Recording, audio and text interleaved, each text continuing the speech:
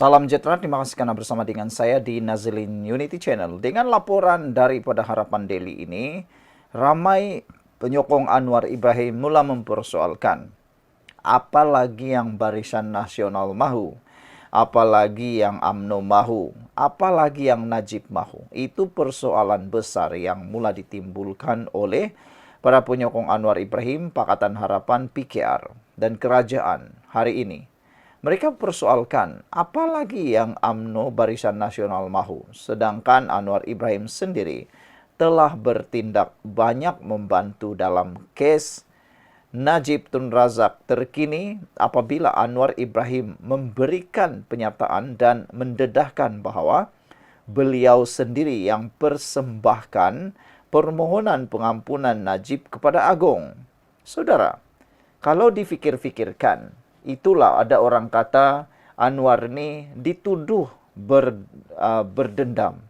Tapi sebenarnya Anwar Ibrahim adalah pemimpin yang paling tidak berdendam lah.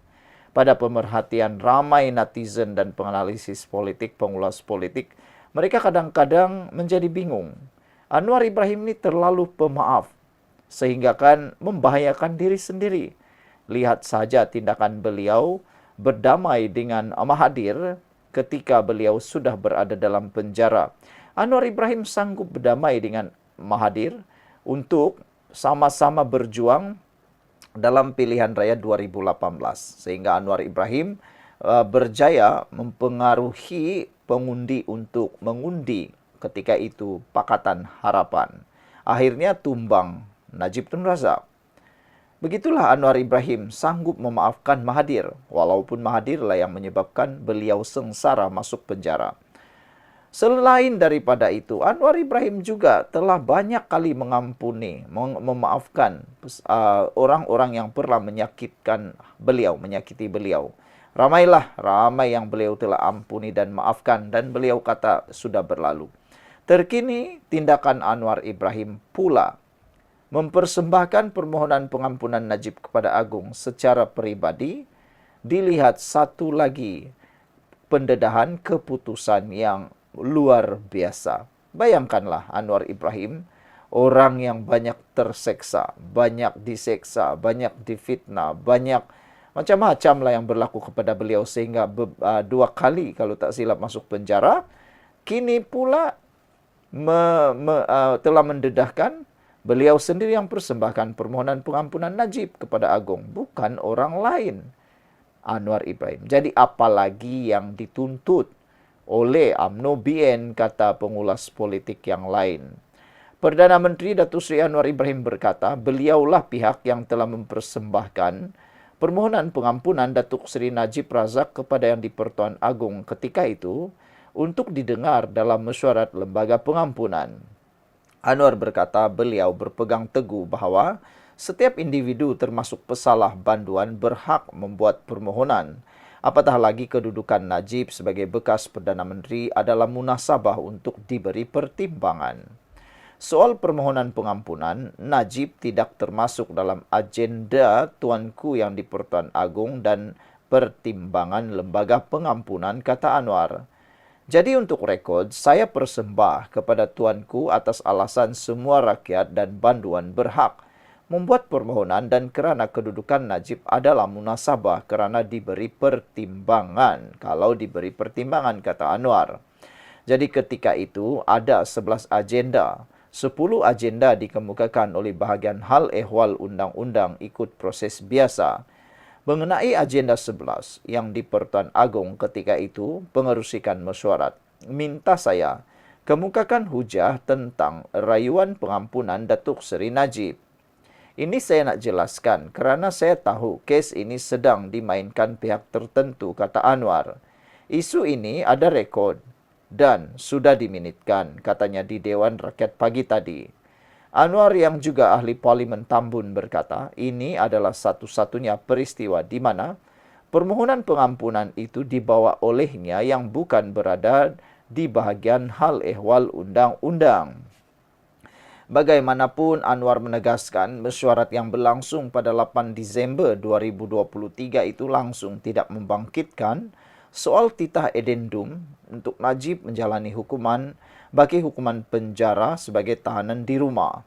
Malah kata Anwar lagi, soal edendum tidak termasuk dalam agenda yang di Pertuan Agong waktu itu.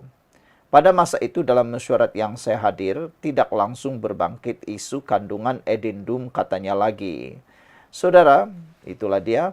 Jangan lupa tinggalkan komen Anda. Salam sejahtera, terima kasih karena bersama dengan saya di Nazlin Unity Channel. Ini satu lagi pendedahan berkaitan dengan rasuah membabitkan 250 juta ringgit di Sarawak. Wow, sekarang ini di mana-mana isu rasuah memanas. Di Sabah, skandal rasuah masih lagi dalam siasatan dan SPRM kemarin telah menyatakan bahwa 15 orang telah disiasat dan si pemberi maklumat juga telah pun disiasat bersama. Hari ini kita dikejutkan lagi dengan kes rasuah projek RM 250 juta di Sarawak dan akhirnya seorang lagi datuk ditahan. Kita ucapkan tahniah syabas kepada SPRM atas tanggung jawab tugas dan betapa aktifnya mereka membentras rasuah sekarang. Saya pikir ini semua karena orang yang memimpin Malaysia sekarang yaitu Anwar Ibrahim yang telah mengisytiharkan perang rasuah habis-habisan. Tanpa pemimpin yang mengetuai Malaysia ini untuk memerangi rasuah, saya pikir tidak akan menjadi sehebat ini apa yang dilakukan oleh SPRM.